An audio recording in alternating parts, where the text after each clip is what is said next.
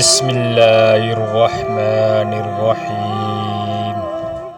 حضرت ابو امامہ رضی اللہ تعالیٰ عنہ سے روایت ہے کہ حضور نبی اکرم صلی اللہ علیہ وسلم نے فرمایا،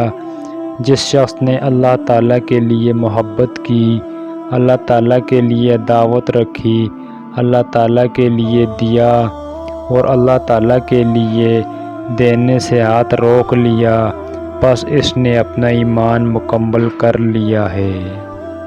حضرت حارث بن مالک انصاری رضی اللہ تعالیٰ عنہ سے مروی ہے کہ ایک مرتبہ وہ حضور نبی اکرم صلی اللہ علیہ وسلم کے پاس سے گزرے تو آپ صلی اللہ علیہ وسلم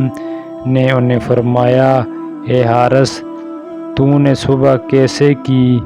انہوں نے عرض کیا، میں نے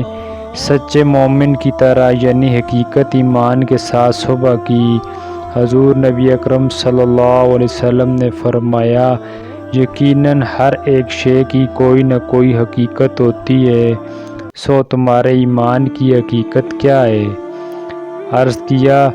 یا رسول اللہ، میرا نفس دنیا سے بے رغبت ہو گیا ہے اور اسی وجہ سے اپنی راتوں میں بیدار اور دن میں دیدار الہی کی طلب میں پیاسا رہتا ہوں، اور حالت یہ ہے گویا میں اپنے رب کے عرش کو سامنے ظاہر دیکھ رہا ہوں اور اہل جنت کو ایک دوسرے سے ملتے ہوئے دیکھ رہا ہوں اور دوزخیوں کو تکلیف سے چلاتے دیکھ رہا ہوں۔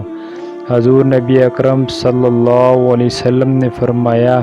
اے حارث، تو نے حقیقت ایمان کو پہچان لیا، اب اس سے چمٹ جا۔ یہ کلمہ آپ صلی اللہ علیہ وسلم نے 3 مرتبہ فرمایا۔ حضرت ابو ہریرہ رضی اللہ تعالیٰ عنہ سے مروی ہے کہ حضور نبی اکرم صلی اللہ علیہ وسلم نے فرمایا، جو اللہ عز و جل پر اور روز قیامت پر ایمان رکھتا ہے اور اپنے سائے کو نہ ستائے،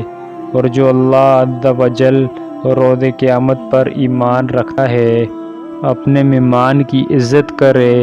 اور جو اللہ عز و جل اور روز قیامت پر ایمان رکھتا ہے منہ سے اچھی بات نکالے یا خاموش رہے۔